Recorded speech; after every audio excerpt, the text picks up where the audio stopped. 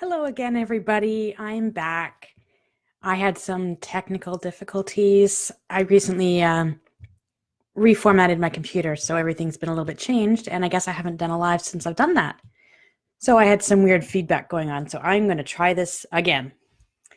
Welcome, everybody, and welcome to Content Marketing Matters. This is where I come on for about 5 or 10 minutes once a week, and we talk about content marketing. And I'm here to show you how to make content marketing easy, sustainable, and profitable for your business. So for those of you who don't know me, I am Ashley Ryder Galdone. I am the CEO and caffeinated copywriter of Ryder Gal Marketing Services in Vancouver, BC. I am also an author, a speaker, and a mother of 2 crazy toddlers. I've been doing what I've been doing for 14 years, and I've had my business for about a year. Speaking of my business, when I started my freelance business, my skills were and are awesome, but I needed contracts. And that was a hard thing for me to do, to try to sell myself, to sell my business, to get contracts. Once I got the contracts, it was great. I could do the work, but getting those contracts were really hard. So I knew that I needed to expand my professional network. So I found 2 local networking groups. One of them is called Connect Now Business Network, and it's a co-ed business development and networking group here near Vancouver. And the other one is for women only. It's called Dynamic Women. And I think from both of these networking groups in the past year, I've been in both of them for about a year, I can attribute 80% of my new business to these networking groups and people that I've met there. 80%. That speaks to the power of word of mouth advertising and networking.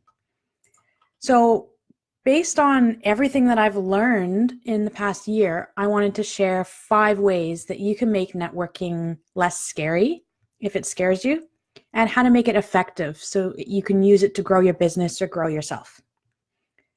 The first one is to change your mindset. Networking doesn't have to be going into a room and tossing business cards around like a 2-hour speed dating sales pitch. Think of it like you're having lunch with friends. That's how I approach it. A lot of my networking groups are over meals.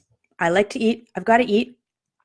So I tell people I'm not going out to networking. I'm going out for lunch, and that really takes a bit of the weight off of that heavy word called networking.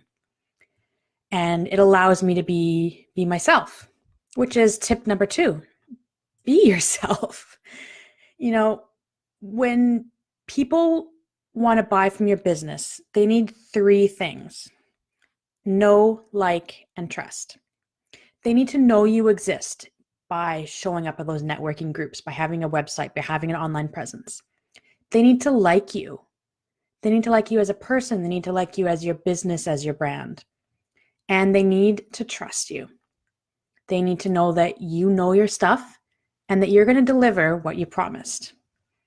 And for me, part of the L and the T, the like and the trust, comes through being myself. I am myself. My business is mostly me.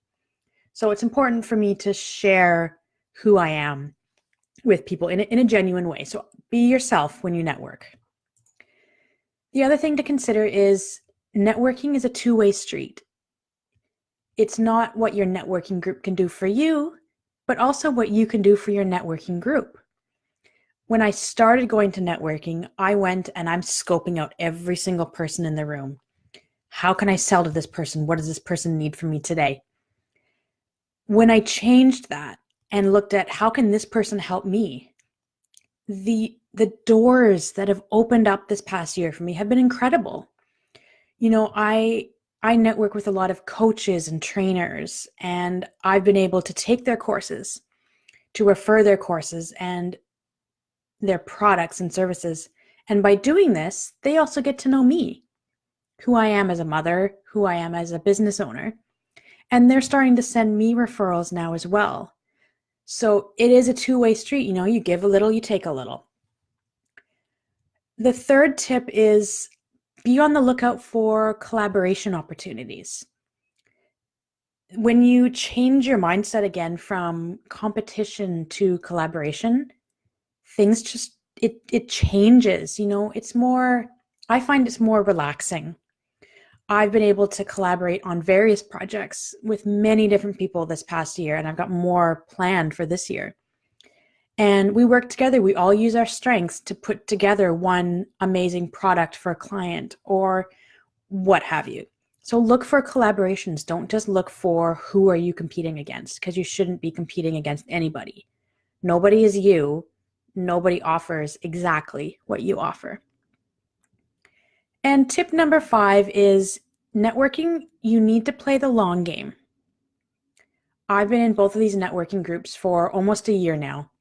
And I would say it took a good 6 months or so before I started to see any return, anybody starting to refer clients. Because it takes time to get to know somebody. You do make instant connections sometimes with people, but for the majority of people that you're going to meet, it takes some time. So don't just go to one networking group and think, there's nothing in it for me here. Put in the time, put in the effort, and it'll show.